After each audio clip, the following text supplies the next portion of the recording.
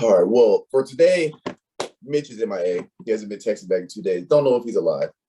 But he's probably alive. He probably Ubered last night. He's probably dead tired. So yeah, or hungover. Let me find the song we was talking about. Yeah. What album is this? Funeral. I don't know when this album came out. I don't go to the album.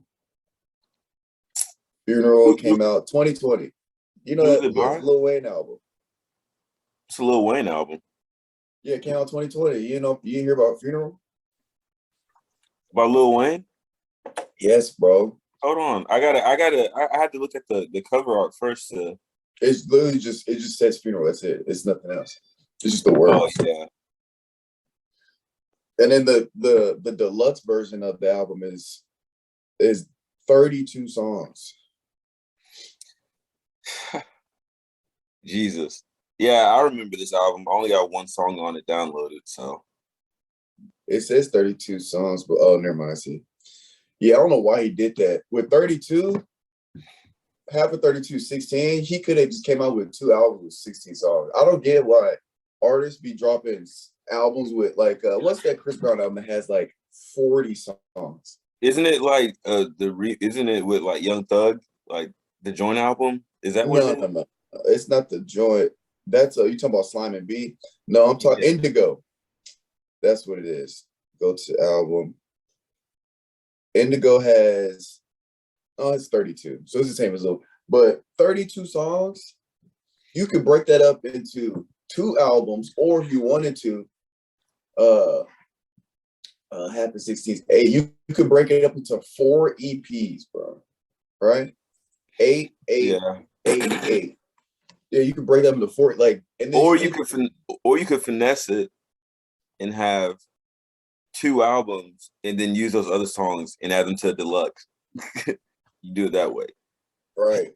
Because to me, if let's say I got 40 songs, I would, and instead of dropping all 40 in one album, I would literally put 10 songs on each one, make 4 albums, put 10 songs on each.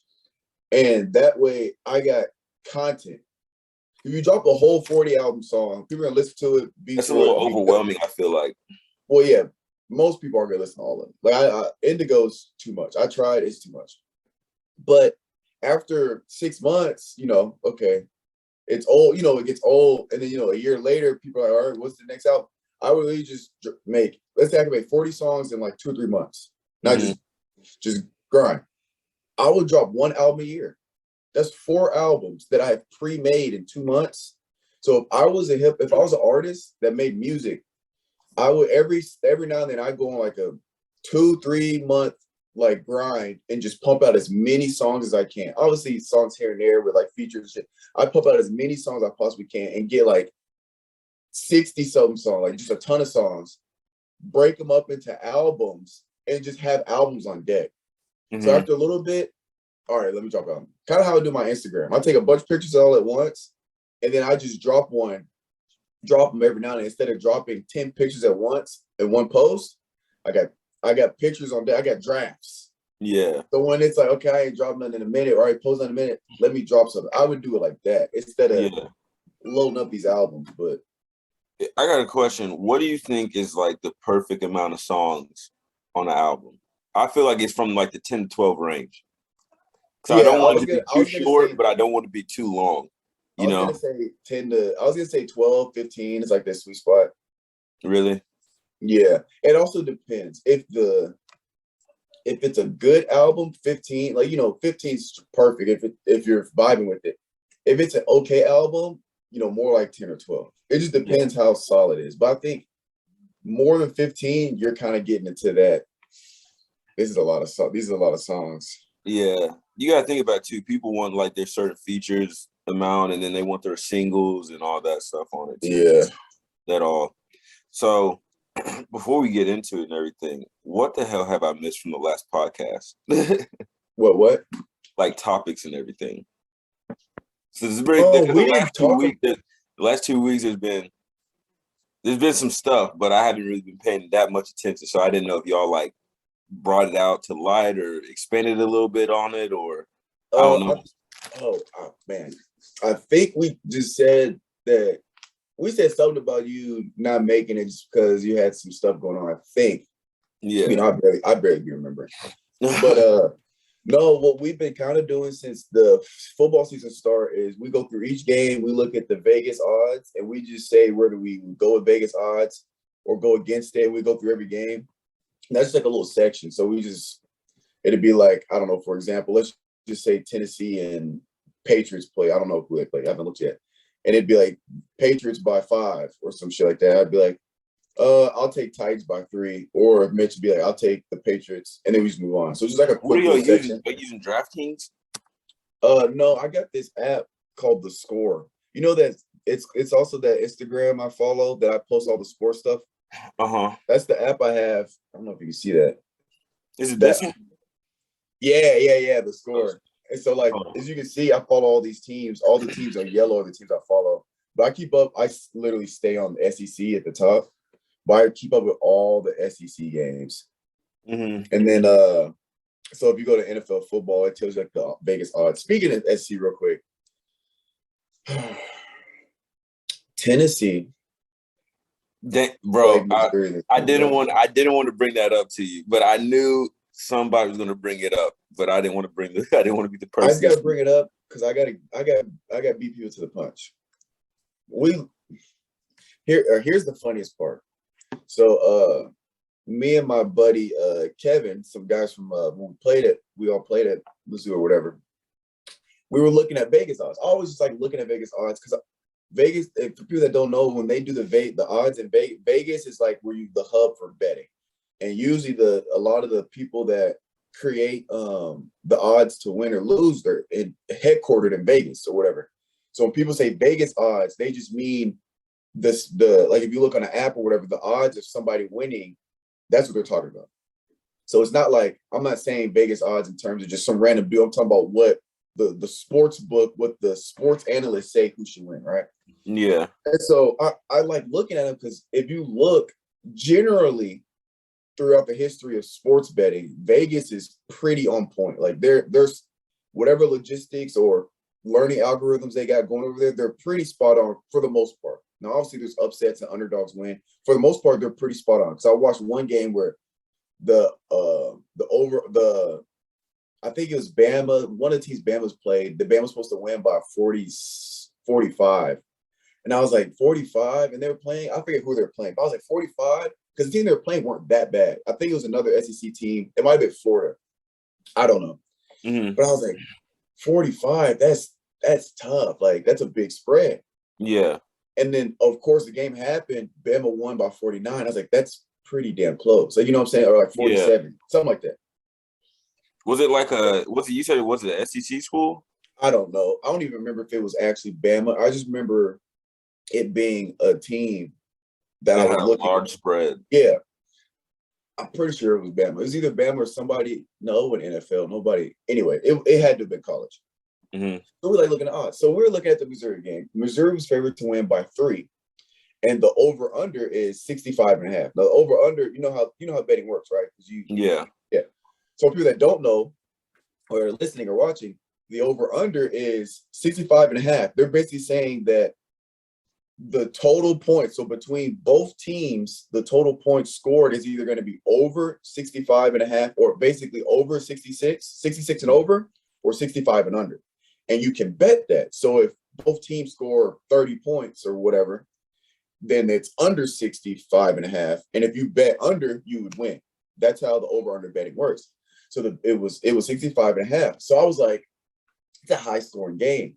And so I was going through like the logistics. I was looking at Mizzou, like their offense ratings, their defensive ratings. I was looking at all that. I was looking at all the stats. I looked at all the numbers.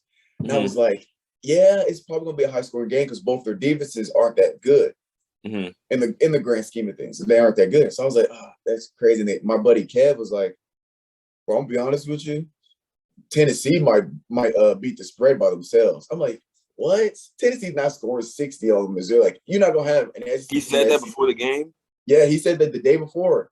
He's like, oh, they might beat the spread by themselves. I was like, bro, there's no way. Like, why would he say? Look, first thing, my thing is like, That's Well, crazy he that said he that would say because that, he huh? said that because the head coach at Tennessee was the offensive coordinator at Mizzou when we were there, so we know the offense they run. Oh, It's a air them out offense. yeah, It's a try to put it. And I understood that, but I was like, you know, you're playing another. It's not like you're playing an FCS team. You know what I'm saying? yeah, It's not like you're playing a booty yeah. ass You're team, not playing like a SoCon team, like a Chad right? or And ETSU. I By the way, ETSU beat Vanderbilt, which is still hilarious to me. But side note, it's anyway. yeah, Vanderbilt. They're about to play their way out of the SEC, but so I was like, so he said that out, and I started thinking about it. I was like, yeah, but I was like, Mizzou's defense not that bad. Like, it's not great, but it's not that. It can't be. Bro, I kid you not.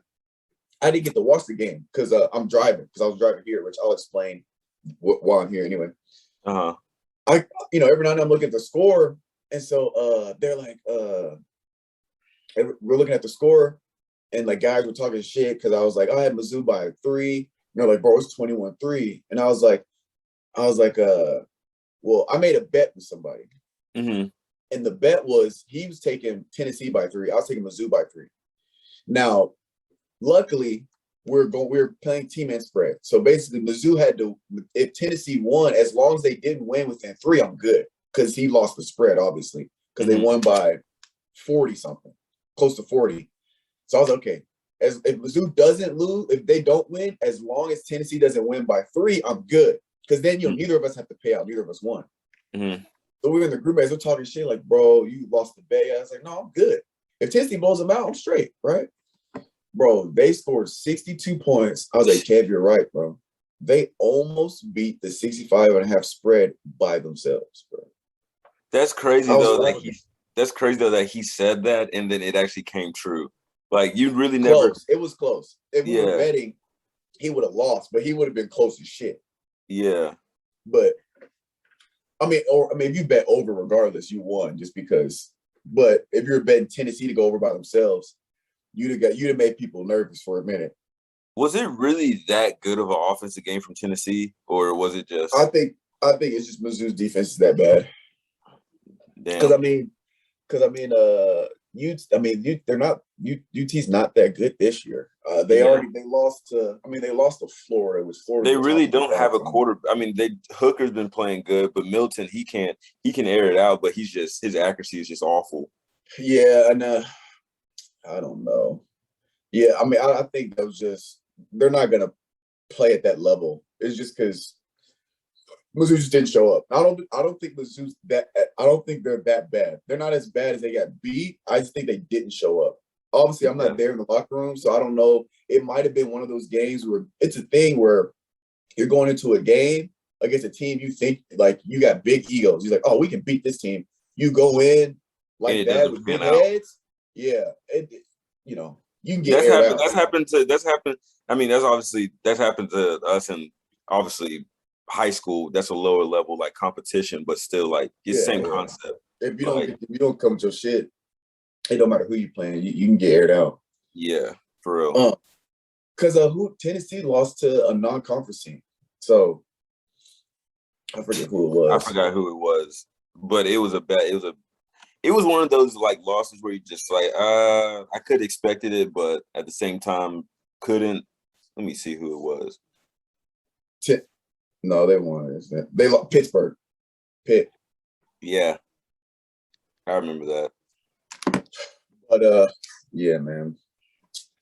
We'll Shit. see, man. SEC is looking. I mean, it's all interesting. The East is always the most interesting because winning the East. Well, obviously Georgia's probably got it, but the East is Mm-hmm. always more interesting than the West because the West you already know it's Bama, and then you got maybe some feel like Arkansas. I think they're still top 25 even though they lost. Whatever. But if you look at the East in terms of just interesting of who's going to win what, Mm-hmm. it's always exciting because you got Florida, right? They were 10th. Florida lost to Kentucky, right? Now, what can happen is you got Georgia, obviously, is the huge standout in the East. You got Georgia. Let me look at my team. So you got Georgia. All right, so East, you got Georgia's 1, Kentucky's 2, Tennessee's 3. This is the East. Florida's 4, Vanderbilt's 5, South Carolina, then Missouri's dead last. Here's the thing. Kentucky beat Florida. Florida's still going to be top 25. They were 10. They're going to drop significantly, but they'll still be top 25. You think they'll drop to like 17? Yeah, depending on who lost in there, they could drop in the 20s. Like, it could be a big drop. Really? But we'll see, because it depends. They might not drop that far because Kentucky's undefeated. Yeah. Kentucky hasn't lost. So Kentucky could just be another good team that hasn't been ranked yet. So it also depends how Kentucky progresses.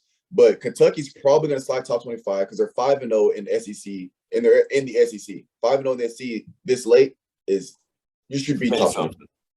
Florida is fourth. Well, here's the thing. Florida and Kentucky are both top 25. Tennessee is in between them in the rankings. So if Tennessee wins a couple more games, they could be top 25 as well. And then Vanderbilt is not going to be – they're not going to be ranked. South Carolina probably won't be. Missouri probably won't be. But you're talking about 1 through 4 in the East alone could potentially be top 25. Three of the 4 in the East will be top 25 when the new ratings come out. And that's just the East. Then you got Bama, Auburn, LSU. Arkansas's top 25. I mean, the West, you could probably have Bama, Auburn, Arkansas, and then maybe LSU. But they just lost, so I doubt that. But then you got 3 in the East. So that's 7 teams in the SEC top 25. Mm-hmm. So it's just the competition's tough. That's why it's hard for a lot of teams in the SEC to get top 25 because you got to play each other all the time. Yeah. So it's harder to get in. That's just like with the playoffs. The past couple of playoffs, two SEC teams have been in the top 4. Well, the crazy part is you get 2 before the playoffs start. You have to play your conference championship. Well, the number 1 team in the East and number 1 team in the West have to play each other, right? Mm-hmm. But think about this is just the level difference of the SEC. You can have 2 teams in the SEC play each other before the playoffs. One of them have to lose. They both could still end up in the top 4 because the competition is that much higher in the SEC. Like if Bama, let's say Georgia's 1. I think this happened before. Georgia's 1, Bama's 4. Well, they played in the SEC championship. Bama beats Georgia. Well, if Georgia loses to the number 4 team, you're not going to drop them to 5, 6, or 7 because they lost to the number 4 team. Mm-hmm. So Bama obviously is going to take number 1. If you beat the number 1 team outright in a head-on-head matchup in the top 4, you probably slide the 4 to the 1, or at least to 2. Mm-hmm. Whoever 2 will go up to 1, whoever's 4 goes up to 2. And whoever was 1, Georgia's 1, they dropped to 4. That's happened multiple times. But that's just the level of competition because the strength of schedule is also a factor into the rankings. So if the SEC wasn't that competitive, if it wasn't that competitive, then once that team lost in the top 4, it don't matter if you were first or whatever, you're probably going to drop out. Mm-hmm. But just because Bama's in the West, that's schedule's tough because you got to play Auburn, LSU, Arkansas, Mississippi State, Ole Miss, Texas A&M every year. It's tough. And then 1 team from the East, because if Georgia goes undefeated, Bama goes undefeated, it'd be them 2 in the playoffs. They're both undefeated. They might be 1 and 2. Whoever loses is still going to be 4th. That's how to go. It's crazy. No other conference can probably do that. Because I don't think any conference is that competitive within their own conference. So exactly. I mean, if anything next, I mean, what would it be like? Big Ten? Man, that's tough. I was thinking, well, I couldn't even tell you to be honest, because I don't know. That's tough. It's tough because even when you get, because let's say you have Georgia, Bama top playoffs, if you look at from 5 to 25, it'd be SEC galore. Yeah, because you'll have Florida in there. You'll probably have Kentucky in there. Ole Miss will probably be in there. Auburn will probably be in there. Because Auburn's 22. They just beat LSU, so they'll jump up higher than 20. Arkansas, Georgia, you have so many from 5 to 25. That's crazy. That is crazy. But since we're still on the topic of college ball, I had a little mini vacation this weekend. As y'all can tell, I'm in a hotel. It's a nice hotel too. I got a couch right here. I got a little love seat. The beds, or it's like a suite, I guess. I don't know the difference between what, but yeah, my brother, they played this weekend in Abilene, Texas, which is like a 3.5 hour drive. Abilene Christian? Yeah. Okay. So I'm out here. I caught the game yesterday. Bro, it was actually an exciting game because at the half they were down 21. Was it 21-14? I think at the half. At one point it was looking real bad. I was like, oh, it's about to be blood. It was like 14-0 or some point, I think. And then they scored. It was like 21-7. They finished the game 42-21. They didn't score the other team didn't score in the second half. They only had like 90 yards of total offense in the second half. Dang. And Coach said something in the locker room during halftime. Bro, it was so funny. It was like high school. The coach had his little post-game speech on the field. Really? Yeah, like most of the time after the game, you shake hands, whatever, and then you go to the locker room, and then that's when the coach has his talk. Bro, they all like took a knee, like on like took a knee and held it up on the field. I was like, what? But he can do it however he wants, I guess. But yeah, it was straight. And then, bro, I had the best seats, bro. Let me show you. I saw like your seats. Yeah. Like, was it like the family section or? It was the visitor section, but I was the only one sitting in the visitor section. Because there's other families there. First, I was sitting by myself. Then there's other families for Central Arkansas there. But like there wasn't that many people because like their stadium. So you see that picture. So you see that side with the tower. That's where all the home fans. Home fans sit. And we sat on the opposite side. There wasn't that many people in there on our side. So the family went and they moved and sat behind the like where the players are on the sideline. Oh, okay. I just stayed in the corner because I'm right there by the touchdown. So there's one video I ended up getting. Oh yeah. I hope this doesn't count as NCAA don't flag this shit. Yeah, I caught a touchdown. Look, I'm right there. I could have out and touched his helmet. But yeah, it was straight. And then there's Kylan. That's what's up. How do you play? How do you play? Bro, when he's out there, he plays great. But the coach, I can't really I'm not gonna get into it because I don't want to put the team out on blast. But yeah, it's some locker room politics or front office politics going on. But when he's out there, there's this one play. He was the boundary safety, and hold on, say it again. There's this one play. Kylan's the boundary safety, right? So he's on the short side of the field. And so the quarterback hikes it, and I guess it was a busted play because the slide to the field was wide open, just streaked down the thing. He just went 10 yards, looked around, nobody was around him. Quarterback saw it, he just dipped it real quick, caught it, took off. Like there was nobody by him. So there was probably some miscommunication. So he's running and it's like open field, right? So it's like it's like, everybody's like, oh yeah, touchdown. Well, I tell you, Kylan put on the burners, bro. I was like, oh shit, like, I've never seen him move that fast for my life. And he caught him at the 5-yard line. I was like, oh shit. But yeah, when he's out there, he looks great when he's out there. For real? Yeah.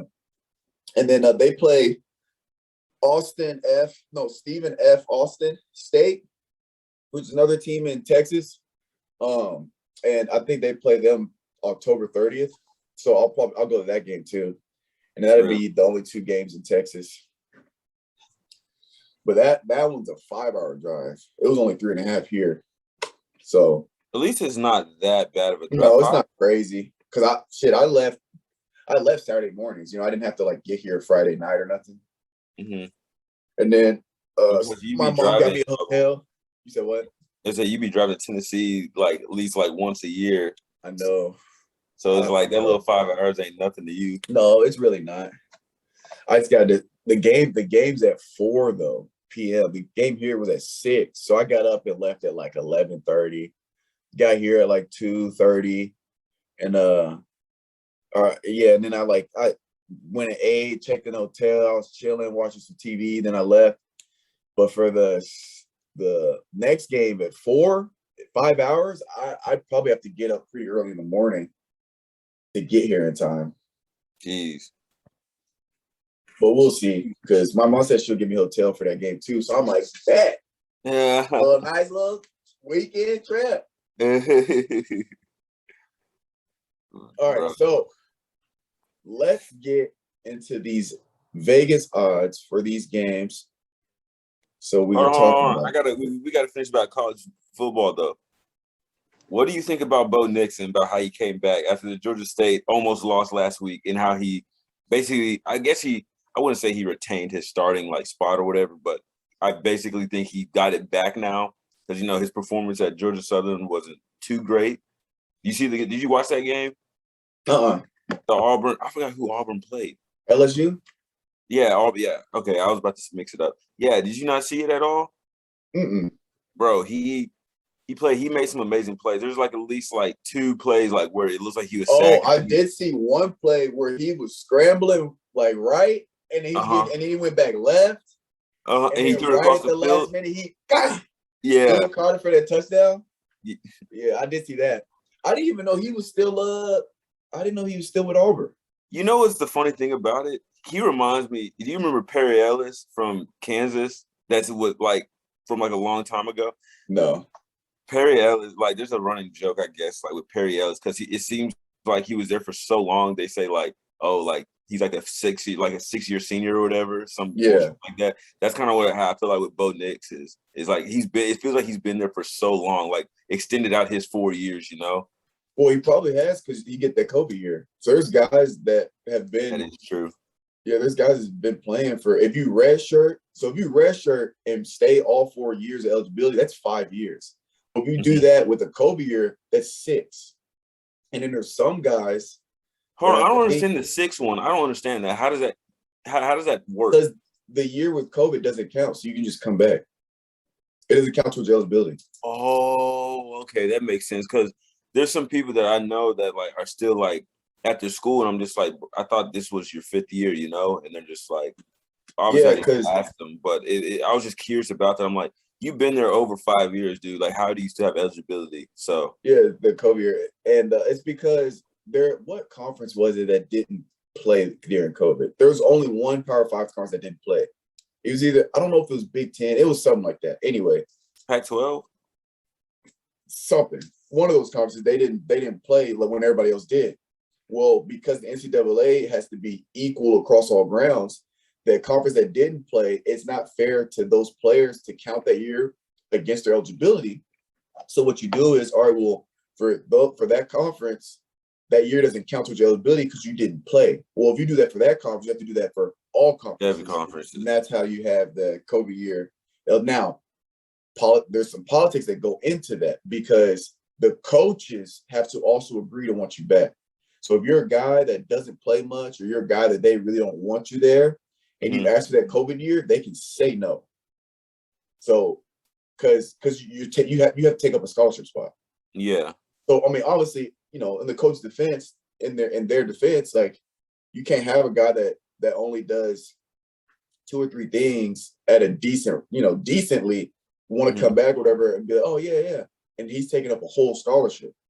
He's like, and he's not even where you can you can work with and everything. Or because that scholarship, you can go towards a freshman coming in, or a walk-on that deserves a scholarship, something like that.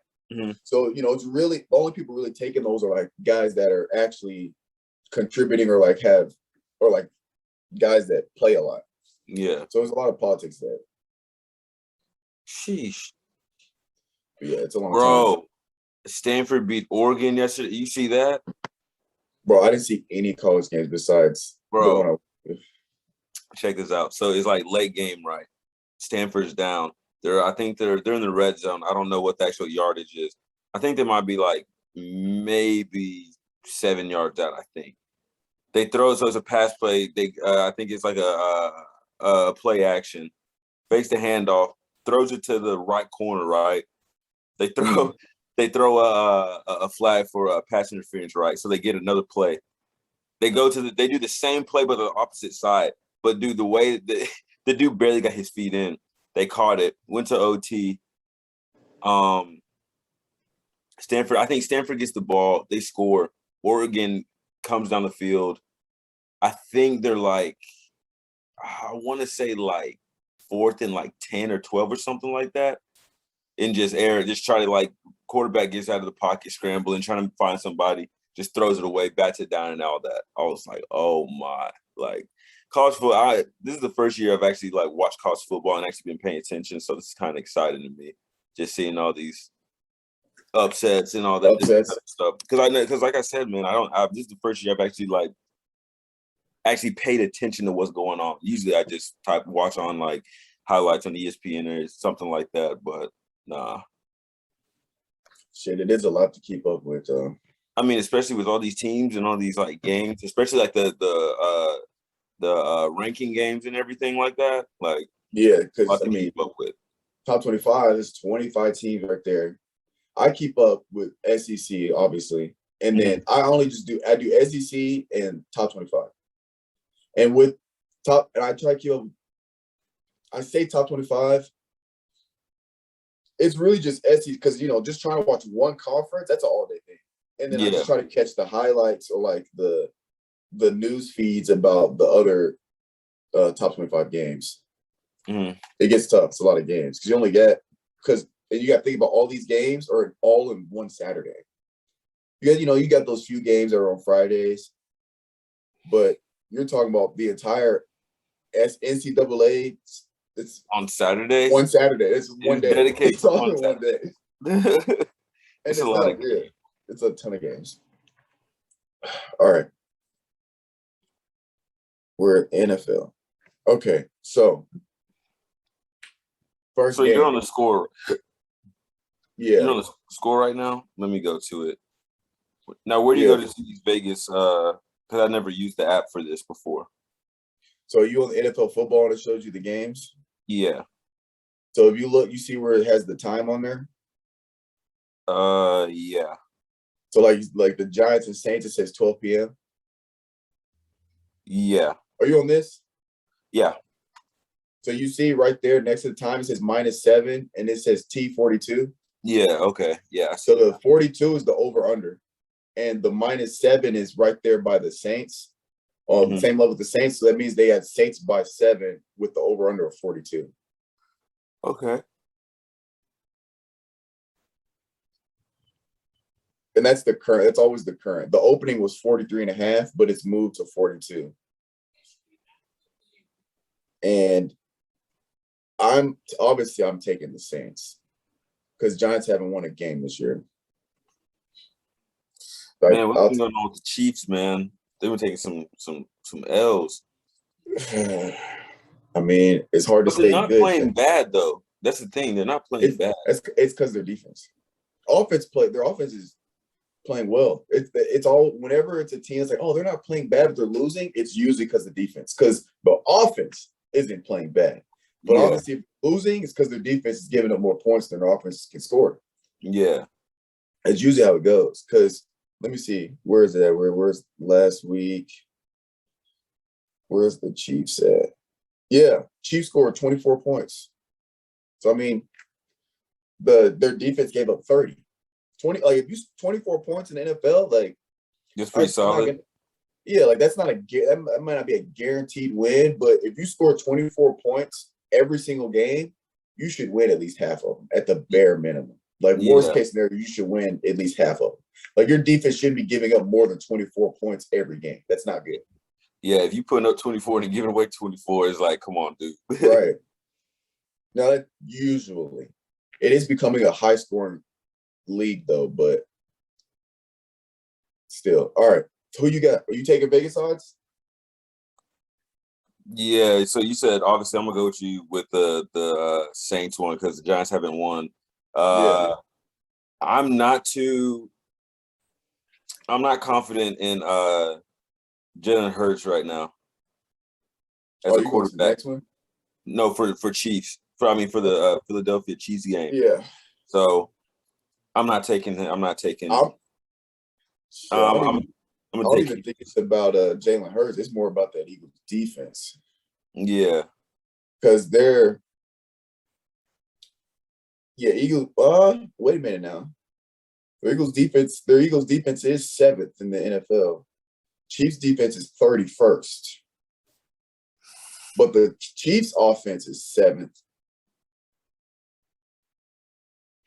It might actually end up being obviously, yeah, it comes out of Jalen Hurts, but might be a better game than we're thinking. Really? Actually, I don't know because Chiefs on third downs, they convert 55% of their third downs, which is first in the NFL. If you can't get off the field in third down as a defense, it's gonna be a long night if you can't get off the field third down. I'll take Kansas City though. I'm taking Kansas City just from the quarterback perspective. I think that if the Chiefs defense does play decent, I feel like that's gonna kind of be hectic for Jalen. So, I'm going with the Bills just because Deshaun's not back. Houston versus Bill. Well, Deshaun's not. There's no back. He's not gonna. He's done playing for organization. Okay, well, just chalk up. Now here's the thing: if Tyrod Taylor was playing, Texas might be undefeated. Mm-hmm. Tyrod Taylor was playing his best season before he got hurt. Because their only win was with Tyrod Taylor. Mm-hmm. Yeah, but I'm taking the Bills because you got arguably one of the best receivers on their offense, and you got Josh. Diggs. And then his brother been playing hella good too. Yeah, for the Cowboys. Uh-huh. Josh Allen balling. So Bills by 17.5. That's a fat ass spread in the NFL. I'll take it. All right, Carolina versus Dallas. Dallas by 4 is the Vegas odds. Panthers are undefeated, first in the NFC North. Cowboys are first in the NFC East. No, wait. Let me backtrack. Panthers are first in the NFC South. Cowboys are first in the NFC East. Here's the thing. The over-under is 51.5 points. So we're talking about a air-out game. Carolina's undefeated, but yet they have Dallas by 4. This game, I might go against the odds and go Carolina. Wait a minute. I really don't know too much about Carolina, like their team and everything. They're undefeated. That. I mean, yeah, they're undefeated, but shit. I mean, does that really say a lot? Yes, in the NFL, it says a lot. But who do they got like that though? Like who? Before he got hurt, Christian McCaffrey. Yeah, obviously him. Stud, Sam Darnold. Sam Darnold is. Sam Darnold from the Jets. Yes, that's their quarterback. Come on now. See, I told you, I'm just getting into the football, man. I'm just trying to. Yeah, I don't know about that one because I don't really know both teams like that. Shit, I'm looking at this. I might take Dallas. Dak's playing out of his mind this year already. I'll go against Vegas just to have one that's against Vegas because usually I'm taking Vegas odds because they're right majority of the time. But I'll go Carolina. I hope Dallas wins, but I'll go Carolina. Cleveland, Minnesota Vikings. They have Cleveland by 1. I'll go Cleveland. I'm just a huge. I'm an Odell Beckham fan. I'm a Nick Chubb fan. I'm a Baker Mayfield fan. I'm a Landry too, but I think he's hurt. Yeah, I'm a Jarvis Landry fan as well. I just want the Browns to do well because they've had such a long span of being absolute trash. I want them to start doing better because they got people on the team that I actually and I got a boy I played with on the Browns, Jordan Elliott, defensive lineman. Ooh. So hope he does well. You got Browns? I'm going with You going with Browns? Yeah. And I'm going with the Colts on this next one. Cool. You got Colts in Miami. People that are listening that aren't looking at this. Yeah. Colts versus Miami. You're going Colts? Yeah, I'll go Colts. Yeah. They got Miami by 2.5. Yeah, I'll go Colts. They're 0-3, but I'll still go Colts. Now this one, just because if Tua wasn't hurt, I'd go. You go Dolphins. Who's the backup? Do you know the backup? Jacoby Brissett. I said Brissett. I think that's what saying school right. did he go to? Like, where was he before? Was he with Indianapolis? I don't know. If it wasn't SEC, I don't know. No, I'm saying like team before he was with Miami. Oh, I don't know who's doing this at all. Jacoby Britt. Let's see.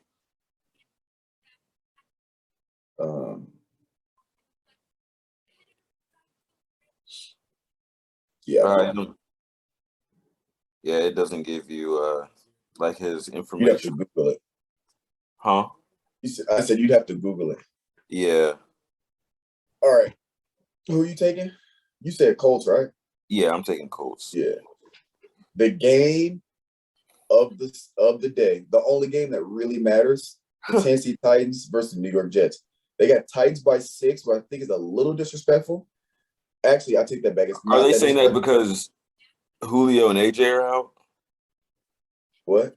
Are they saying that because Julio and AJ are out? Oh, you're talking about it only being 6? Yeah. Yeah, probably.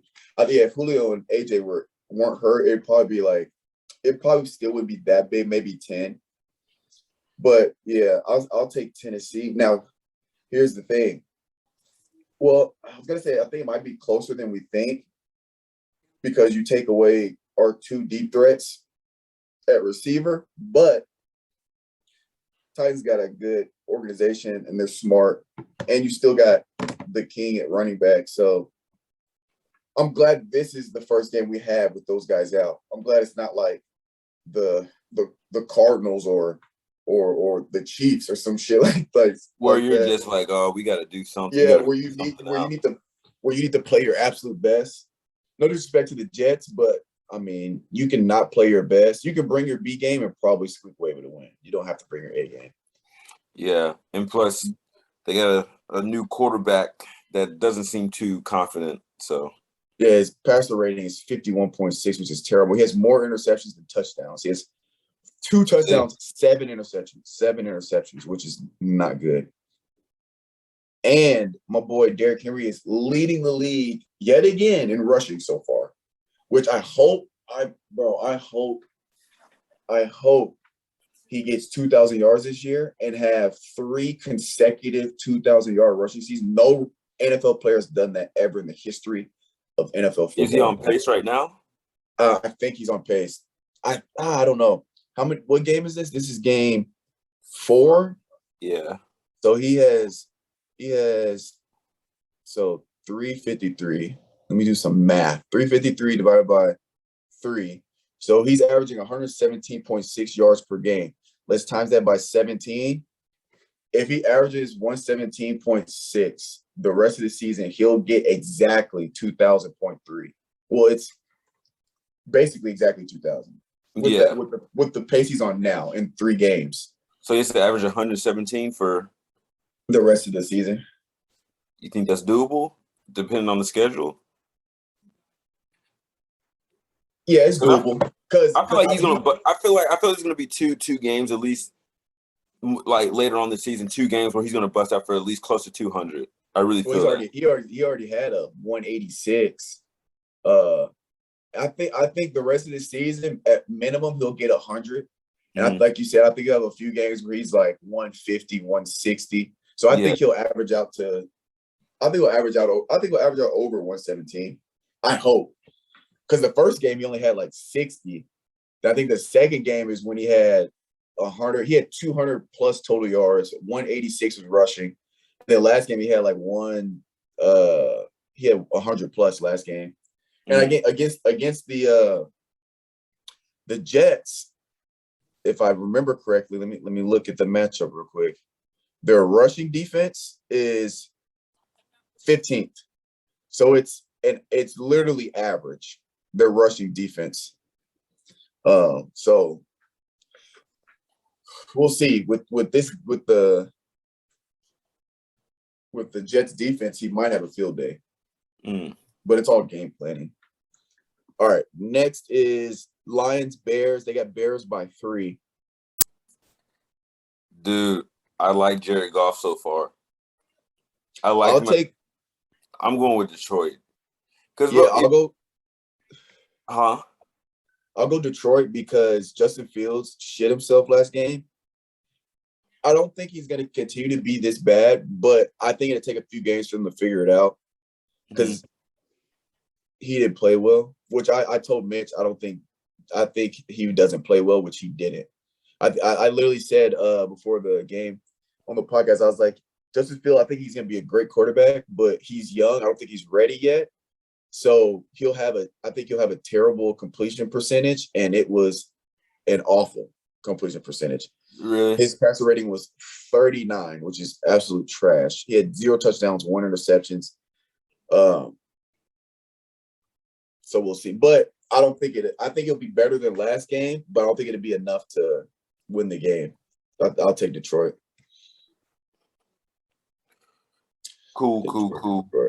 Yo, Washington football team, Atlanta Falcons. Before we get into this, did you see that game with the Lions and the Ravens where it was literally like a delayed game and they barely made that game-winning field goal? Did you see that? No, I didn't see that. No. Bro, it's literally like they're going down the field. I think they didn't have any timeouts. I don't think they did. They might have had one. They might have called it. But they're about to kick the field goal and everything. The play clock expires, bro. No flags, no nothing thrown. They kicked the field goal. They hiked it still? They hiked it still, but still there's no calls. Like it was like the play clock hit 0. And it was like maybe like a second and a half after that the ball was hiked. No flags, no nothing. Kick the field goal to won it. I was like, come on, bro. It's tough. It is tough. But the thing about it was just like, because at least like in like reffing and stuff, you have somebody, watching the clock and somebody watching like. Was that the 66-yarder? Yeah. I feel like the reason why they didn't call it is because they're in there. I feel like, well, obviously they missed it because they're, when the game's moving that fast, I feel like the refs are like trying to make sure, when you're trying to focus on everything, there's something gets missed when you're trying to make sure everything's right. Yeah. And they're moving fast. They're trying to make sure that whatever everybody's set right, nobody's moving, nobody's offsides.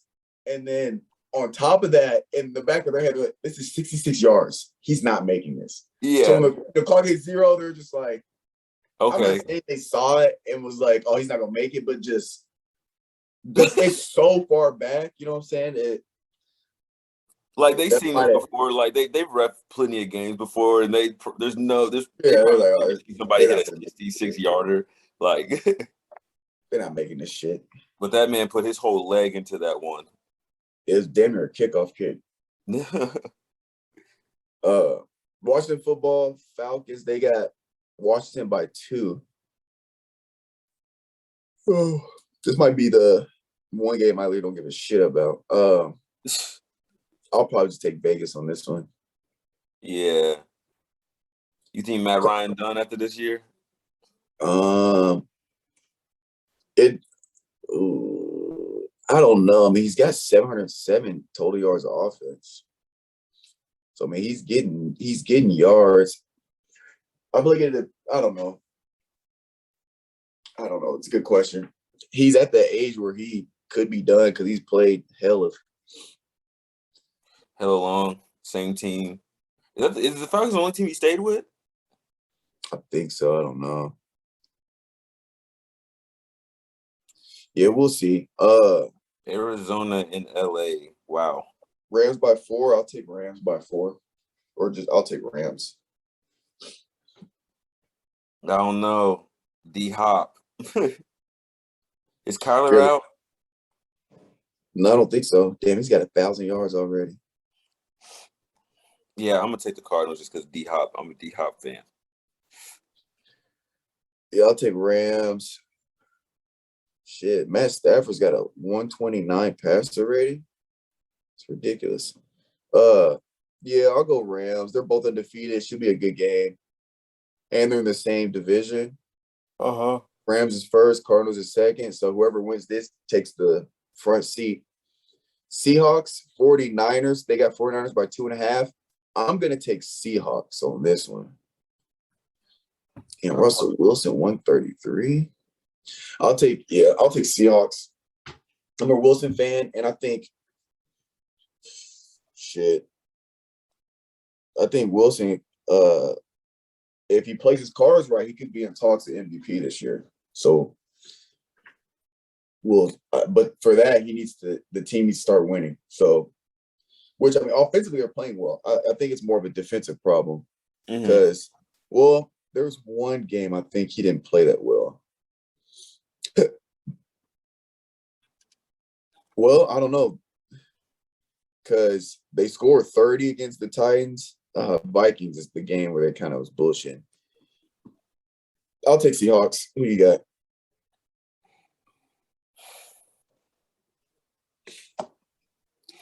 I don't know, man. That's tough. It's a tough one. You just got to take Vegas. We going with Vegas then. Was that Seahawks? 49ers. 49. Yeah, my fault.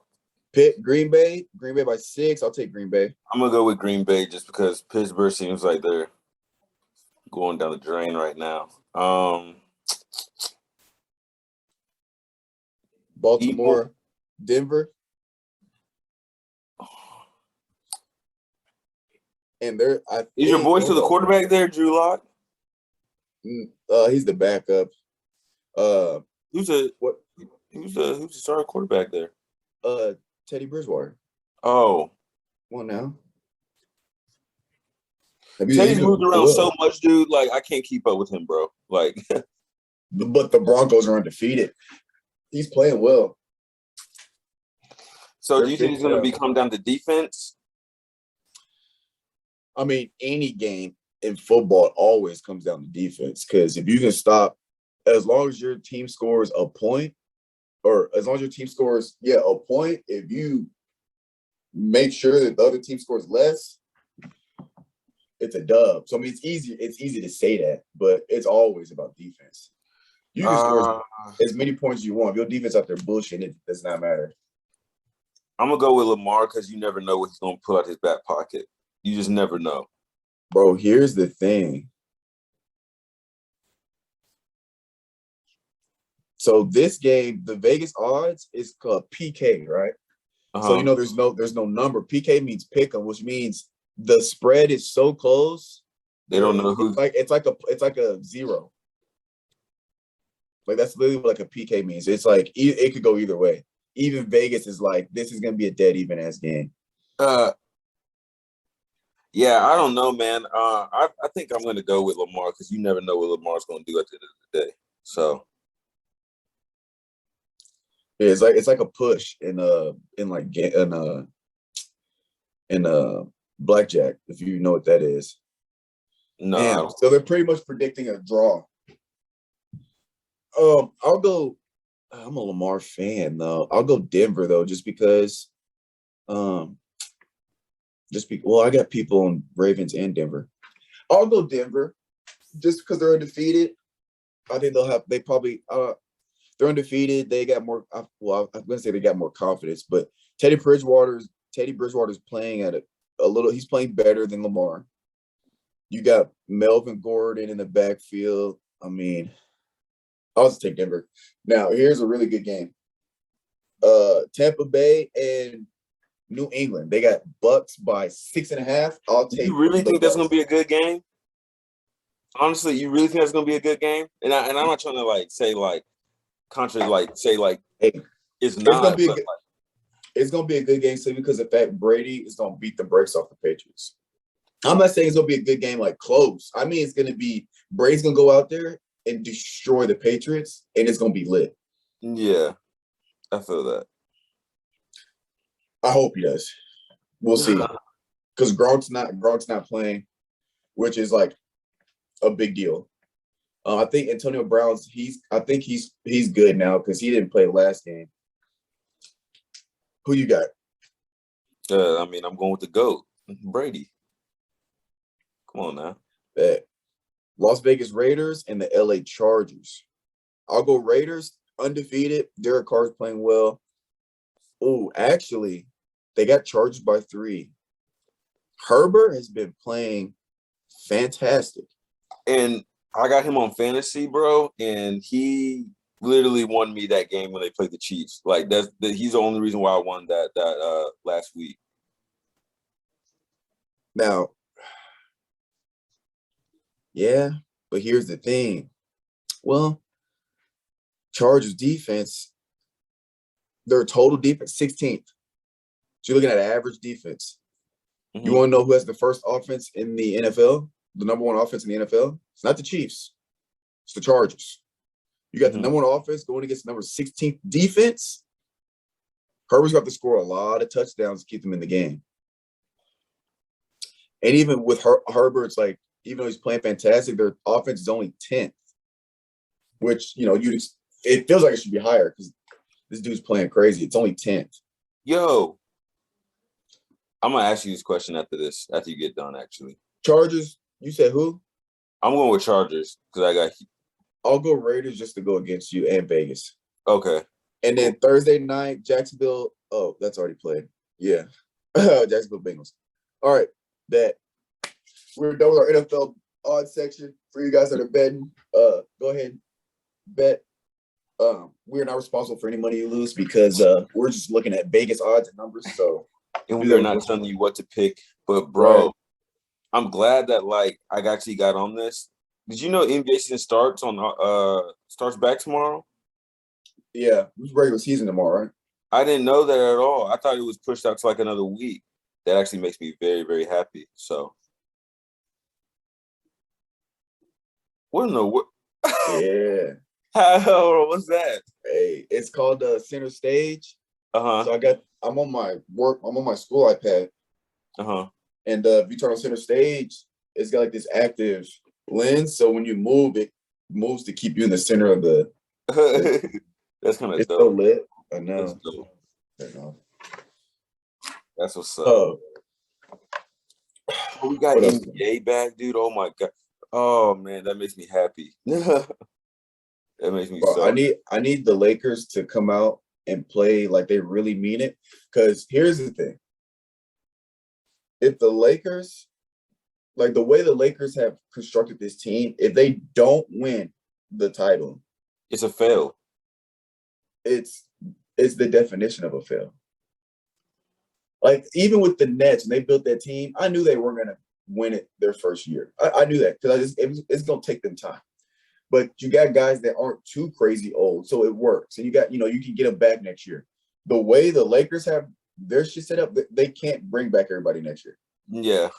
It's really like they signed just 1 year minimums, and it's just all right. So they're not going to be back next year. And if they do bring the core of their guys back next year, they're going to have depth problems.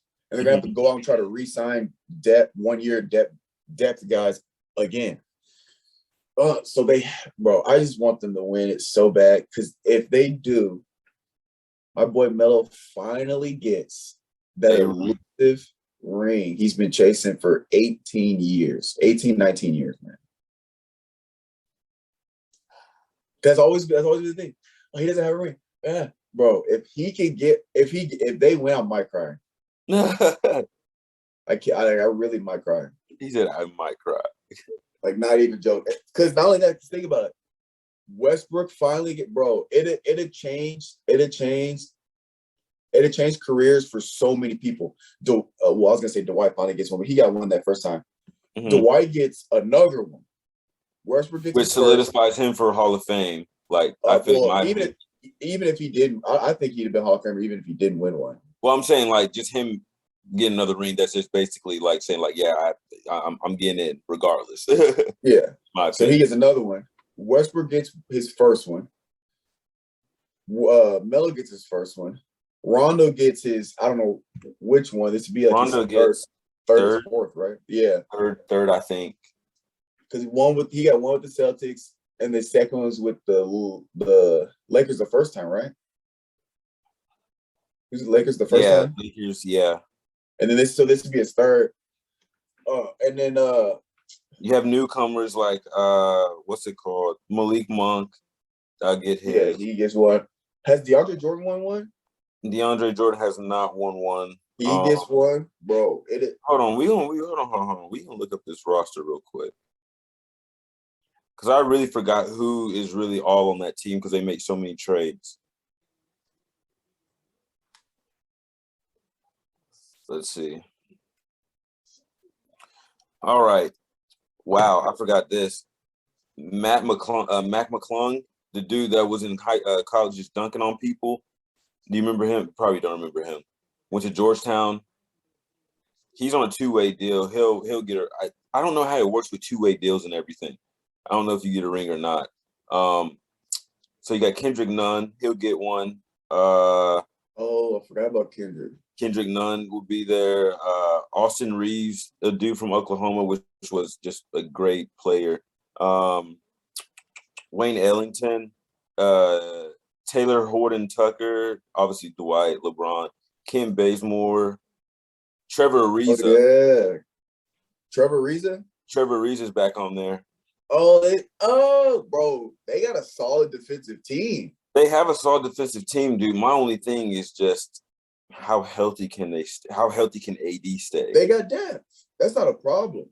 They're not going to be like the Nets, where you got to play your top three at all times to win.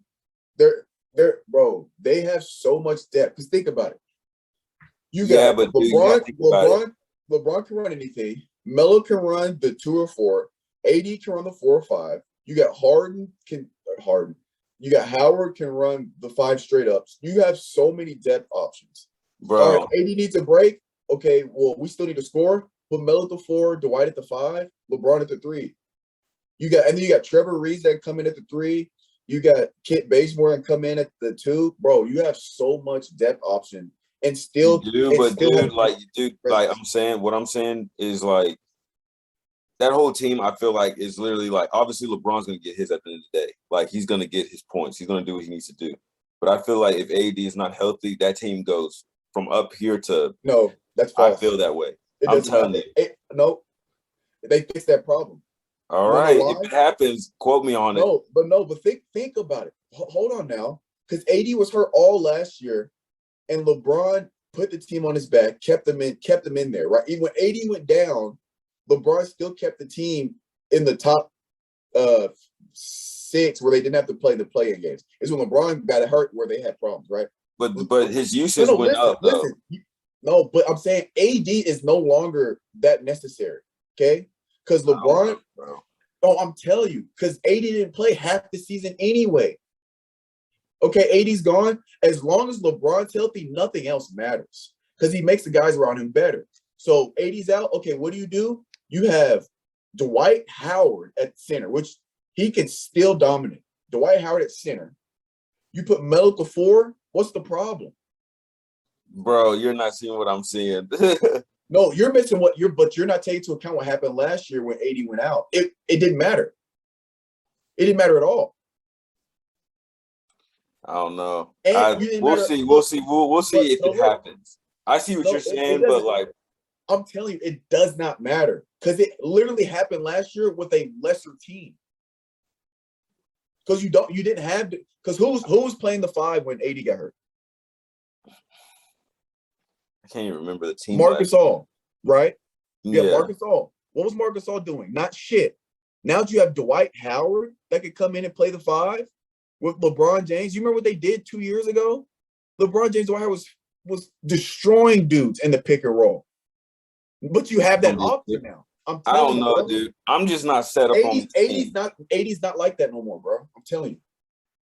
Look, if he goes down, it does not matter. It does not matter. It doesn't. Okay. All right. You're saying that now. But what happened when he went down last year? Bro, there's always a new year. Like no. That's what I'm saying. That's last year, though.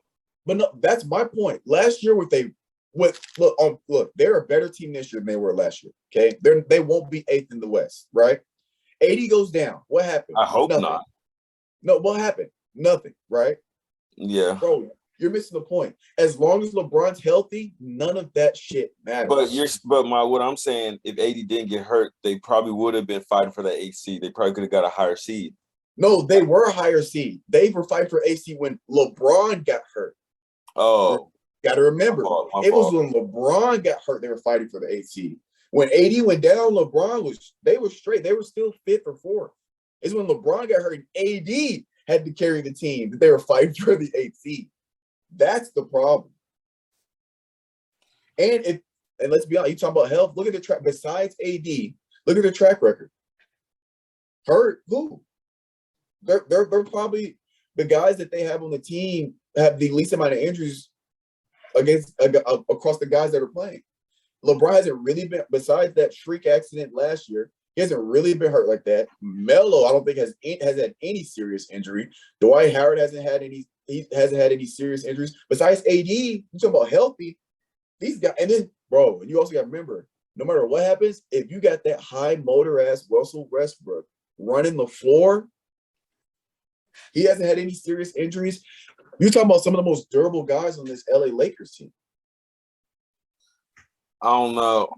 We'll see. I do know. I don't know. I'm telling you. My thing is, dude, they put their chips all in this one season, and if it doesn't pan out, it's going to look really, really bad. So there's a lot of pressure. That's the only thing I'm saying. It's the NBA. That's what you sign up for. If we're being honest, besides rebuild teams, every year is pressure. If Clippers don't win it, that's a lot of pressure. But I'm saying, if you're going to stack your team like this with like this many veterans and everything, like you better hope it pans out for the best. But no, every team, when they build a team, they're all hoping to win the championship, though. Well, but there's some teams that just know that they have no chance. But those are rebuild teams. We're not talking about rebuild teams. We're talking about upper echelon teams. I promise you, the Clippers aren't thinking, oh, we might not win this year because the Lakers are stacked. Let's go for Laura. I mean, they damn near almost did it just without Kawhi.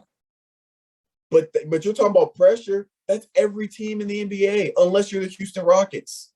But who? Okay, if we were really going to look at it, if we look at every team in the NBA, who has the most pressure on them? Who has the most? Yeah, the Nets.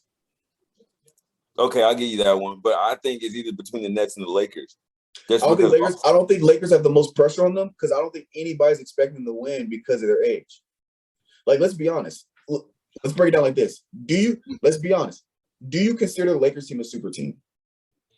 We're being honest. What a super team really is, are you considering them a super team, right? No, they're not. If we're being completely honest, they're not considered. Now, I think they're a super team because even though the guys are older, they're still playing at high levels. And you got a guy like LeBron that makes these guys even better. They should be a super team. But if we're going off of the media and what a super team is now, they're not a super team. Okay. Well, if they're not a super team, what do you have? If you're in the NBA 2021, you have to be a super team if you even want to expect to win. They're not. There's not a lot of pressure on them because if they don't win, nobody's expecting them to because they got guys almost in their 40s playing. So there's really no pressure on them. Now, they might be putting pressure on themselves. There's a lot of pressure if you're a Lakers fan or a LeBron fan or a Melo fan, but in the grand scheme of the basketball world and the NBA, there's not a lot of pressure on them. It's all on the Nets. It's on the Nets because it's their second year together. We've seen what they can do. When they're healthy, hard to beat, unstoppable, right? Mm-hmm. It's their second year. And now there's a second year. You know, it's getting to that point where if they don't win it this year, you're going on your third year, you got to start figuring out. Because we said the same thing about the Nets. Oh, they're putting all their chips on this one season. Well, shit, Harden's back, KD's back, Kyrie's back for now. You got, I think Blake Griffin's back. That's where the pressure is. I think there's more pressure on the Clippers than there is the Lakers. It might go Nets, Clippers, then Lakers. Maybe. We'll see. But to your point, though, I think with the lineup they have, I think AD is less likely to get hurt. Because you look at why AD got hurt, because when AD really got hurt, because they were putting so much responsibility on offense and defense for AD to contribute to the team. And, you know, LeBron's a pass-first guy. He's point guard now, yada, yada. So he's looking at AD to do a lot more work because he's trying to get more guys involved, and then he'll get it, you know, LeBron can get his points. But AD has so much responsibility. He had to protect the paint. He had to defend on the perimeter as well as a big man. He had to score on offense in the paint and on the perimeter. That's a lot of responsibility. Well, now that you have Dwight Howard that can give him some paint protection relief, You got guys like Melo that can give him relief from scoring and scoring in the perimeter and stuff like that. You got Westbrook that can give him relief and just transition and all. Westbrook high motor, he'll do everything: rebound, assist, score. You got guys like that. Now the workload on AD, it gets dropped. Now, obviously, he's still going to be important to score, but the workload drops. When the workload drops, the strain on him drops. When the strain on him drops, he's less likely to get injured. Because think about when LeBron went down. When AD came back, LeBron went down, it was just AD. He was out there getting beat up, bro.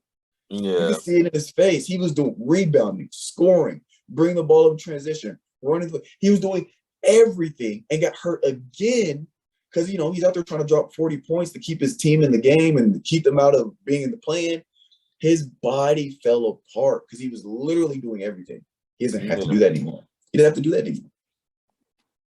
Workload goes down. I feel that. Now, I don't know. I don't know. I just feel like every year, just NBA is just, you just never know what's going to happen. And the biggest factor, they finally get a full off season. Let's not forget. That is true. That is a big factor. Let's not forget. Lakers had 4 weeks off season after playing in the finals. Come on now. I knew they were going to be riddled with injuries. Anybody that's played sports at a competitive level knows that if that turnaround for the next season is short, injuries galore. It's just part of the game. You don't give that body time to rest. I knew that was going to happen. It happened for a ton of teams, but Lakers got damn near the worst of it. Now they have a full off season. When you're 36, that matters. You know what I'm saying? Like when you get older, that matters. We can't forget they got a full off season. That's why I think the Nets are going to be a problem because those guys that were hurt, they're going to have a full off season to get their bodies back right. And if they can, basically how I was saying with the Lakers, if they can distribute the workload evenly, I think it's less likely for those guys to get hurt. And obviously, Kyrie's injury was a freak accident. Something like that isn't going to really happen year after year to somebody like that. But like the harder one, the soft tissue, the muscle tear type injuries, that's from having too much of a workload. So like the KD stuff, well, KD's injury is more because this dude don't lift weights. He don't work out. I think because he took that knee to the thigh, I think if he just like worked out a lot more and built some strength in his legs, he probably would have ate that and been fine. But it probably went straight to the bottom. I feel like at his size, bro, it's kind of like he's kind of killed a little bit. Because, do you know how hard it is probably to put weight on him at that size, at what he is right now, and still to be like mobile and everything? Dwight Howard did it. Giannis did it. Bro, you got to think about it. That's totally two different positions. Giannis did it. That's totally two. No, I get that. I'm not telling him to get yoked and put on 80 pounds. I'm just talking about there's different types of, I'm talking about to strengthen his body to prevent injury, not to strengthen his body to go out there and become a center. I'm just talking about preventative type strengthening. Because, bro, let's be honest, he's slim. He's real slim. He's slim. Like skinny.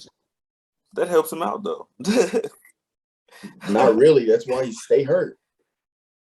He stay hurt because he ain't got no muscle protects you, man. It's important. Still one of the best scorers in the league.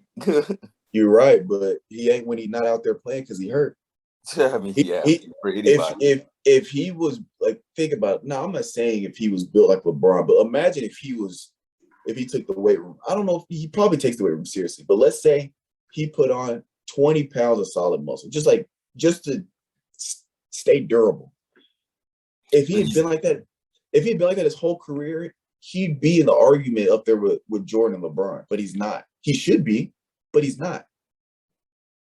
There's a handful of guys that when you talk about who's the greatest of all time, there's a handful of guys you're gonna name before you name KD. And part of the reason for that is because KD, he stays hurt. He gets hurt often. I won't say stays hurt, but he gets hurt pretty more often than others. Hold on. He does. He does. Let me see. That's a fact. When's the last time he had his? Yeah, he did have that ankle, dude. I don't care what the injury is. He can't. You are right. I mean, he really can't. Like, it's always, and the thing about it, it's always lower body issues. It's never like shoulder issues. Like, Yeah, it's bro. always lower body. When you have small ankles like that, when you're that tall, they become liabilities if you don't take care of them. But I'm saying, dude, he's this far into his career, bro. He's not putting it on any weight. Like, it's Well, that's not what I'm saying. I'm saying if he had done that early in his career, he would be in the talks up there with MJ and LeBron. But because he didn't, he's not, because of the injuries. They keep him out. If you're missing games here and there, that's stats that you're not getting contributed in your favor. I don't know, dude. I mean, I understand why he doesn't work out, because I mean, he's gonna. I just don't know. I mean, it's the same thing with Giannis. You can work out and still be mobile, bro. I'm not talking about squatting 500 pounds. That's not what I'm talking about. Yeah, I'm talking about just some durability. That's it. Strength. If you got knee problems, you strengthen the knees. If you got ankle problems, you got strengthen them ankles so they durable. He's just too damn big, bro. That's what it comes down to. You said what? He's just too damn big. Too damn big. So Giannis isn't too damn big? Well, Giannis is big as shit, but like, but that's what I'm saying. Look, but what I'm saying is just like, that's Giannis's game has always been like that. Get to the rim and everything. Yes, but that's not what I'm talking about though. But all I'm saying is, look, you look at Giannis when he was a rookie. He's probably just as skinny as KD. You look at him now, this nigga is solid. Now, I'm not saying KD should get to Giannis's size. All I'm saying is you can strengthen your body to become durable and still be just as mobile as you are now. I think he would be even quicker, more explosive if he worked on his explosiveness. Think about that. He could be more explosive. But if you can't take a knee to the thigh without being out for a month, that's a problem, Calvin. A knee to the thigh? You know how many knees to the thighs I've taken at full speed? You got pads on, bro. No, I don't. I'm talking about basketball. And even in football. That's two different competitions. I mean, I understand what do you mean? Though, KD don't play basketball? Huh? KD don't play basketball? What do you mean?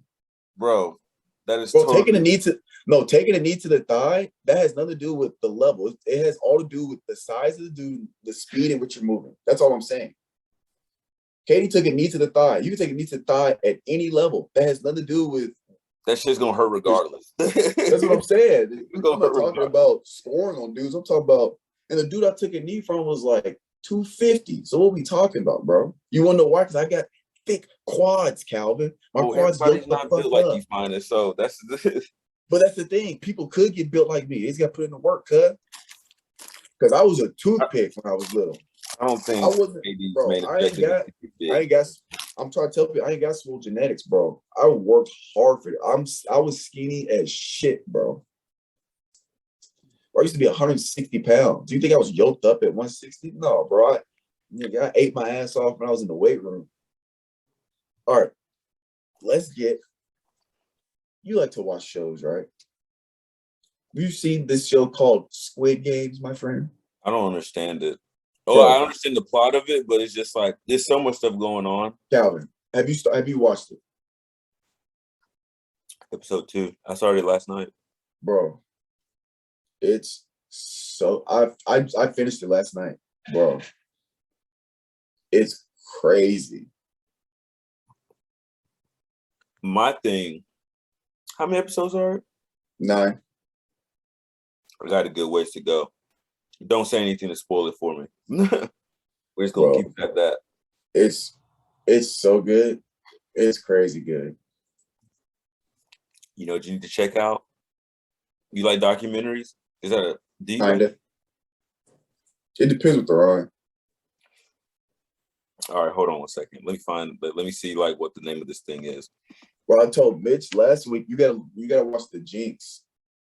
You gotta watch The Jinx on HBO. What's that about?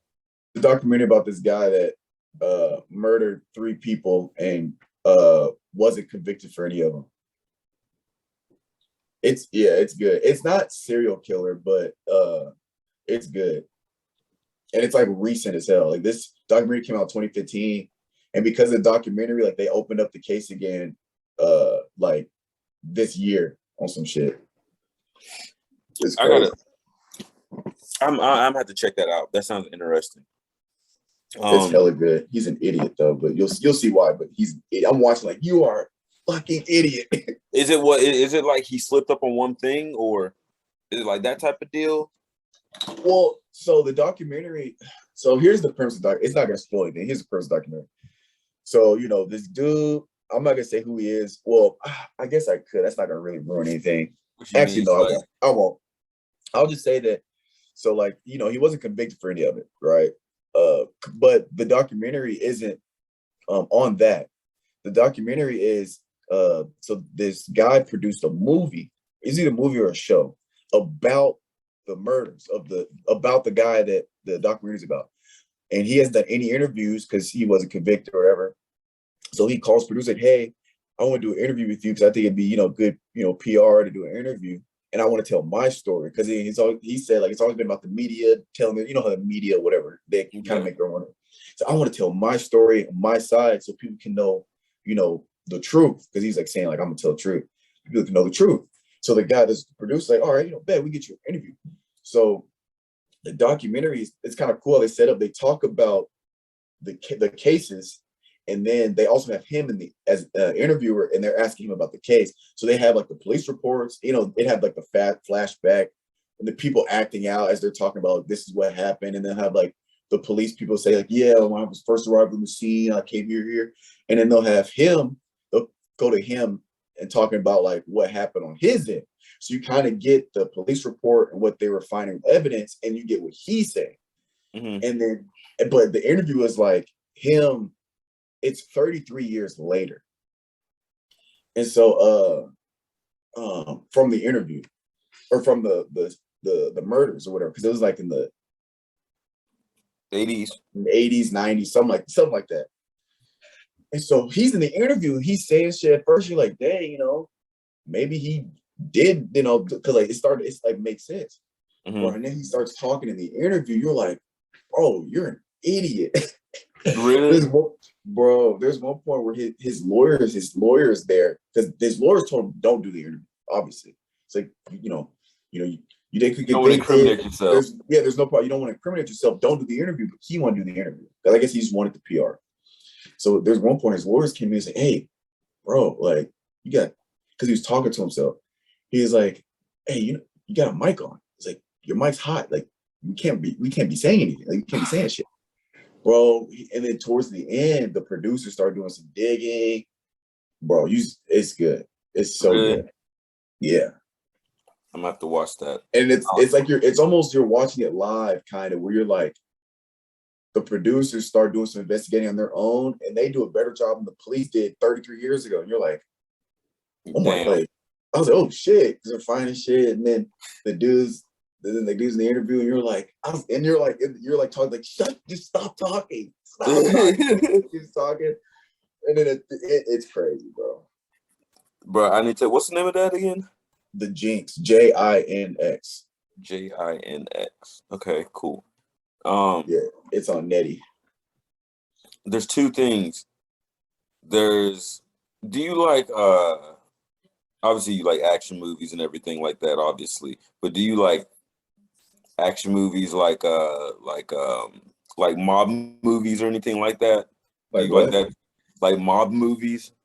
Mob? Like, yeah, like action movies that like do like crime, I guess, or are you more into like the action like with like superheroes and stuff? I mean, I don't know, like what kind of mob? Like I don't know. It all depends. It depends on so much shit. Would you? Okay. I'll say this. Would you watch something along the lines of The Sopranos? Not really. Okay, then I'm not. All right. There's something on HBO that came out that was pretty good that I watched. Is it a prequel to The Sopranos? Yeah. Oh yeah, no. I tried to get into Sopranos. I'm just the Italian mafia mob thing just doesn't interest me. Really? Yeah. It kind of interests me a little bit, but anyways, well, check that one out. If you ever get bored. But no, there's this one that I've been talking to about some people at my work. Did you hear about, obviously you haven't been in like Nashville like very recently, but did you hear about that plane crash in Percy Priest with the church people, like the what's it called? The Remnant Fellowship church. Did you hear about that? No. Bro, this is a sticky situation. So there's this church in Brentwood that's I don't know how long it's been around or whatever, but this lady named Gwen Shablin, yeah, Shablin was like the pastor of the church or whatever and everything like that. I don't know too much of the details about like what the church was like founded on and everything, but basically like for in a nutshell, it was like you were accepted by like God and everything by like your body image and everything, and that's what she like went off of. It's a crazy ass story because it's basically like a cult, I guess, and then it's the fact that they had the plane crash that had all the fellowship members in the plane and it crashed in Percy Priest. It's something you got to watch, bro. It's kind of difficult to explain and everything, but you need to check out the trailer. It's very interesting, and especially since it's right around the corner where we live. I think that's what makes it a little bit more interesting. Was it on? It's on HBO. HBO. Well, it's called what now? I don't know the Way Down. That's what it's called. The Way Down. Yeah. All right, I might check it out. It's very interesting. I only watched like a few minutes of it just to get a glimpse of it, but it seems pretty interesting. But just the whole finance, you might need to do some digging before you actually watch it so you understand what's going on. The case or whatever. Just like a summary of just like the full scope of like the whole situation, like the church, like what they were doing, and yeah. So I know you like to do a little bit of researching before diving into something.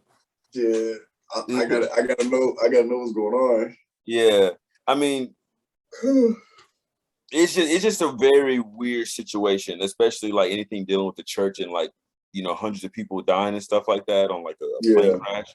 That's always like a mystery to be found. So yeah, I gotta find some more murder stuff.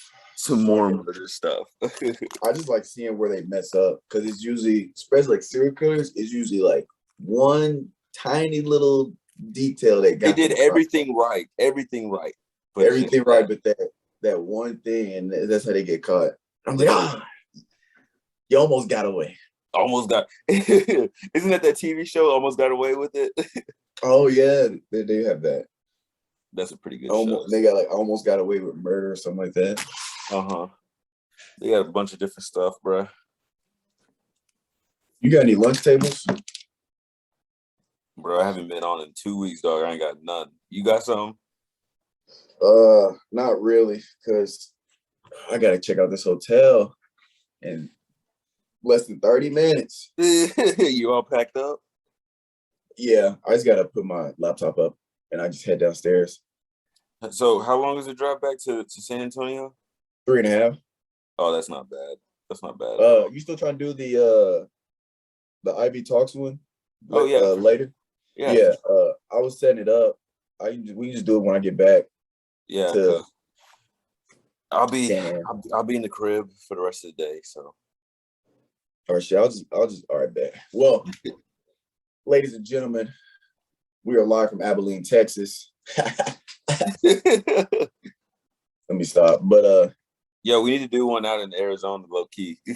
No, bro, we're gonna do a live one in Arizona. So like I'm gonna set it like Zoom.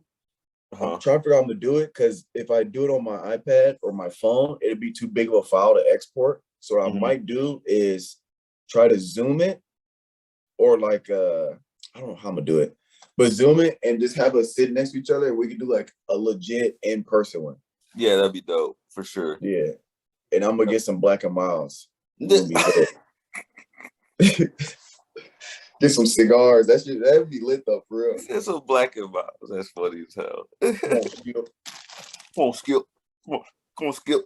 No, and the thing about it too, I'm really ready for the NBA. So Shannon and Skip can start arguing about LeBron again. That junk be so fun. They be going. Skip is a hater. Skip is a hater. He's a bona fide hater. Like, I don't see how you could, bro. We're being honest. You can't look at LeBron James' stats and say he's not one of the greatest of all time. Yeah, I mean, even if you don't like him as a person, right? Even if, let's say, you didn't like him as a person, and let's say you're a huge MJ fan. Well, if you look at LeBron's stats, you can't say that he's not at least up there. Yeah, like, you know, when I get in arguments with who you think's the GOAT, and especially if I'm dealing with an old head, because it's usually just the older heads that think it's MJ. Because, you know, me and you, we were alive when he played, but we were so young. We didn't grow up watching. So I get that that's a thing. Especially when I'm an older head, I'm just like, and he says MJ, I'm like, I respect it. I get it. Mm-hmm. But if you say MJ and then you say 6 other people, then you say LeBron, I have a problem. Yeah. I have a problem. If you say MJ 1, LeBron 2, I disagree, but I'll accept that. You know what I'm saying? I'll be like, okay, cool. Respectfully. You know, I'll get that. As long as LeBron is either 1 or 2 on your list, I'm cool with that. Mm-hmm. Right? But outside of that, if you go look at his stats, if you were pull up stats and let's say you were black out his name and you put up MJ stats and black out his name and you were to look at them, I promise you, the majority of people would be like, oh, this one right here, which would be LeBron's, this is a better career. You would look at that and say, actually, I do got a lunch table question because I actually brought this up one time. So let's say, like, obviously LeBron, every team that LeBron's went to, he's won a championship, correct? Right. Jordan stayed with the Bulls for 6 years. No, over 6 years, won 6 rings, right? Which one shows more dominance? You going to different teams and win championships, or staying with one organization for a set period of time, winning multiple championships, like 3-peats? Like, you know what I'm saying? The problem with that's a great point. The problem with that argument, it's a legitimate argument for both sides. You just have to bring up your points. Because for the MJ one, he had 2 3-peats. That's crazy. But LeBron going to every team and getting a championship, that's crazy too. Yeah, like exactly. And you also got to look.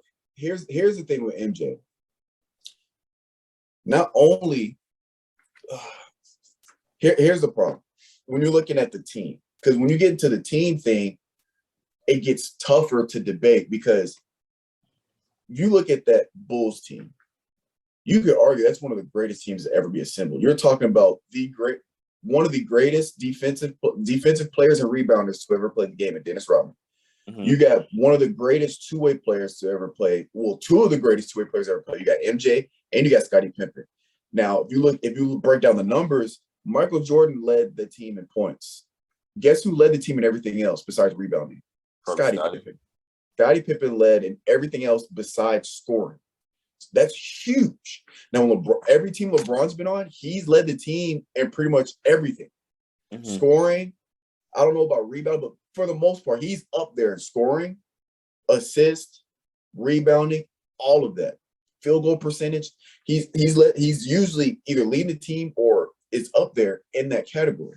Now, with MJ, you also have the greatest coach of all time in Phil Jackson. LeBron has never had a Phil Jackson caliber coach. Now, it would butt heads though if he ever had that. No, I don't think LeBron has an ego problem. I think people paint him out to be like this guy that's such a superstar has an ego. I don't think he has an ego problem. I don't think that he wants to win. I think he would be happy to have a guy like Phil Jackson on his side because he knows that's going to equal wins. He's smart like that. Yeah. But now, Tyronn Lue, great coach. The coach for the Heat, great coach. Yeah, but never has he had a Phil Jackson caliber coach. Not even a Greg Popovich caliber. It's a different level, right? Mm-hmm. So, in MJ's in his sense, think about this. MJ, with that setup with that organization, it's easier for him to win if he stays with the Bulls, right? With LeBron, it's the opposite. It's easier for him to win if he leaves to go to better teams, right? Because if if LeBron stayed with the Cavs, I think he'll eventually have got one with the Cavs, but it's taken him longer because look at that Cavs team when he first got there. They were absolute trash, right? Mm-hmm. Same with MJ. When MJ in the 80s first got to the Bulls, they were trash. They didn't make the playoffs his first, 6-7 years, something like that. Who was it? MJ with the Bulls? Huh? You said MJ with the Bulls? Yeah, in the 80s, they didn't make the playoffs like his first 7 years there. People don't talk about that, though. People talk, he went 6-0 in the playoffs. But my man, he didn't even make the playoffs his first 6-7 years. Yeah. Like, you got to take that. If you're going to talk about that, you got to take the whole thing. Because LeBron went to the finals 10 consecutive years. MJ didn't. Mm-hmm. That's tough. Now, obviously, MJ went 6-0 in the finals. That's crazy. But I don't know. I'm really saying all this to say I don't know when you're talking about what's easier, what's harder. Because I think that it's harder to go to multiple teams and win a championship with multiple teams than it is to just stay with one team. Because if you stay with one team, eventually they're going to try to get guys there and build a team around you. But I don't know. It's tough because MJ, when he leaves the Bulls, what happens? He doesn't do shit. Now, obviously, he's older. Yeah, but shit, LeBron, I think he's close to the same age. He leaves Cleveland and Miami, goes to Lakers. He gets another one. Mm-hmm. It's just tough. Because think about that Bulls team. You had Steve Kerr, you had Dennis Rodman, Scottie Pippen. You had that European dude that was really good. Yeah, John Paxson. Right. You had they had solid players, dude. They really had. You had Phil Jackson, that great basketball mind. Come on now. Because I'll say this. I think I don't know. It's just tough. I think if you move MJ around like you move LeBron around, I don't think MJ gets 6 rings. But if he does, he doesn't go 6-0 in the final. Well, first thing, I don't think a lot of people would have gelled with Mike and just his approach to the game compared to LeBron's, Because Mike was an asshole. Mike was an asshole. Like we saw The Last Dance and everything, but I don't think that would gel with other teams, like coming from one organization to another one and like still having that same mentality, like coming in and just laying down the line. Know, man. I don't think he's an asshole. Well, I think okay. Let me reform it. He might come off as at the end of the day, he wants to win. He would do anything to win, right? Which comes off as an asshole. Would you agree with that? To some people, to the general public, yes. Yeah, but like that's what I'm saying. I'm like just his how he goes about the game and everything might not mix well with other organizations. Because basically, would you agree to say that Mike basically built up that Bulls organization while he was there? Like just missing the playoffs and everything, and what do you mean? What do you mean by built up? Like, because I don't think he was a part of building that team. I think the GM. No, I'm saying like he's the I don't want to say built up because that sounds so selfish. Kind of saying like he's taking all the credit. Like he's the reason they were so successful. He was a part of the reason why they're successful. Because just like you said he was top whatever score, like he was the scoring leader for the team. But like you said, Rodman was, assists, blocks, rebounds, all that different stuff. So only thing he really contributed was, for the most part, was points. But, he had other people doing like the other things. So yeah, that's why I didn't want to give him all the credit because, obviously it's a team and everything. He had Pimpin, Kerr, Rodman and everybody else like that. So I don't know what the right word I'm looking for because I don't want to sound like Mike took all the credit. Now let me mention this. That year MJ retired, the Bulls were a fantastic team that year. Like the Bulls, so when LeBron leaves his team, that team is, you look at his history, whenever he leaves the team the next year usually finished last. That Cleveland team finished last. That Miami team finished last. That Cleveland team again finished last. They're terrible. When MJ retired and left the Bulls, they were still, I think, the top team in the East, one of the top 2 teams in the East that year. Because that's when they still had that's when they had Carlos Boozer. What was that when they had that little I don't know exactly. I don't know the whole team. I just know Scottie Pippen was, I think, did he win MVP that year? I don't know if he won MVP that year, but Scottie Pippen was balling. So he was just on a fantastic team. I think if MJ never came back and that next year before that team broke up, they probably would have won at least one more with Scottie Pippen without MJ. So they were good. Let me see when he. You looking it up? I'm looking up. What year did he? So he played with the Wizards from 01 to 03. So it was like the 1990. It was in the 90s. It was the first time he retired. Oh, the first time he retired? Yeah. In 93, I think. Let's see. It's either 93 or 94. Actually, no, yeah, it's 94. So let me see. Yeah, it's after the 93 season, I think. So he wasn't there for 94 season.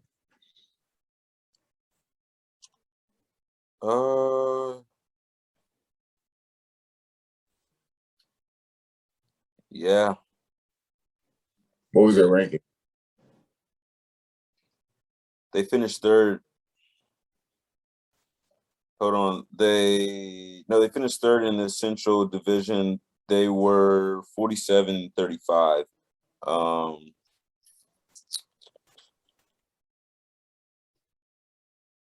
It doesn't give me anything else after that. But I mean, it's not a bad record. I mean, they're over 500. And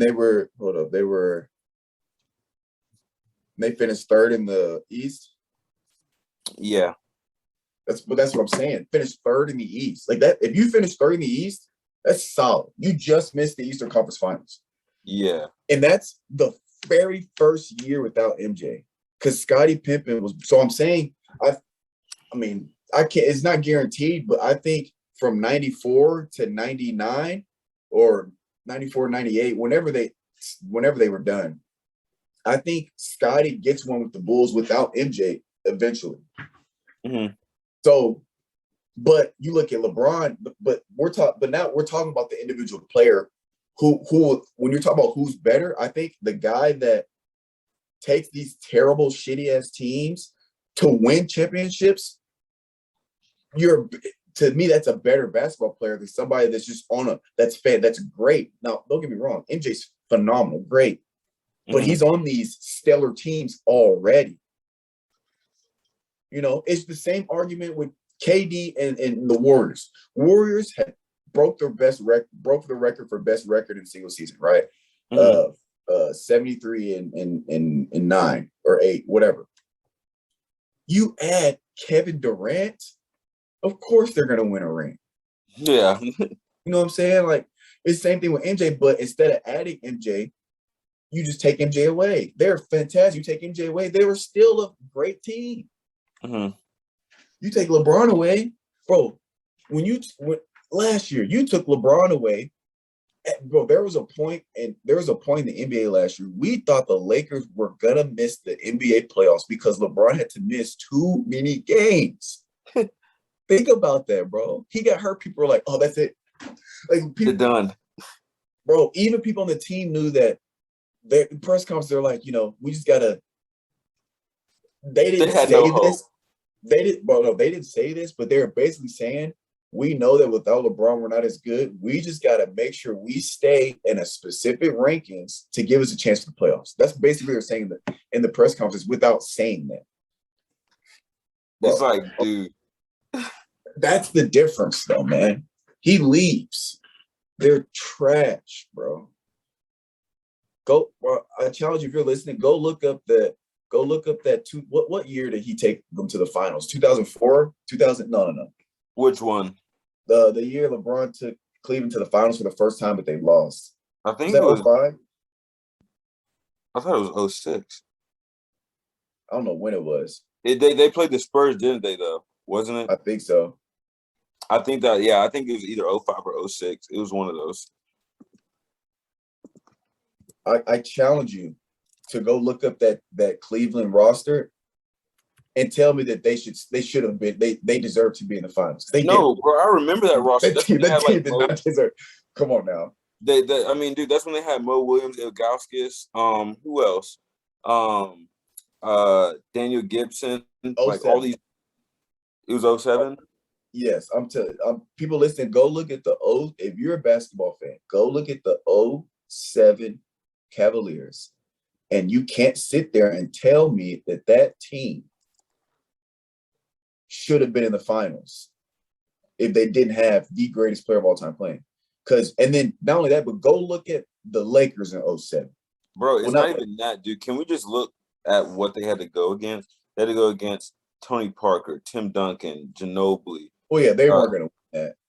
Huh? But yeah, they weren't going to win that. There's no way. No, I'm just saying like what they had to go against to what they had on the team is just. But go look at the other teams in the East, bro. Like they had to beat some solid teams, and the only reason they beat those teams is because of one man, not team ball, because of one man. But all right, it's getting close. I gotta make sure I don't miss this checkout. But we had a spontaneous charge you the extra $5. Right, we had a spontaneous lunch table. But we appreciate y'all for listening. Y'all stay tuned. Y'all also make sure y'all stay tuned to the IB Talks. Me and Calvin about to drop a fire talk. I guess I'll drop this will probably drop Monday, so I'll probably drop ours maybe like Wednesday or something like that.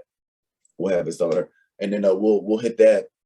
I'll just hit you up when I get close to getting back, and then we just do it then. But y'all heard it here first. Garden 615. Mitch, we don't know where you at, but we hope you're alive. We'll catch you guys next time. I'ma strip the wealth, even if I touch a meal. And do it through the pain, I don't need the pain. And life won't get me down, but it won't break my will. Cause I've been chasing this so long, I can't give up. I won't give in, been through too much. I done prayed for the money, I done prayed for the fame. I done prayed that I will make a sacrifice and play this game. I done prayed that my life would never be the same.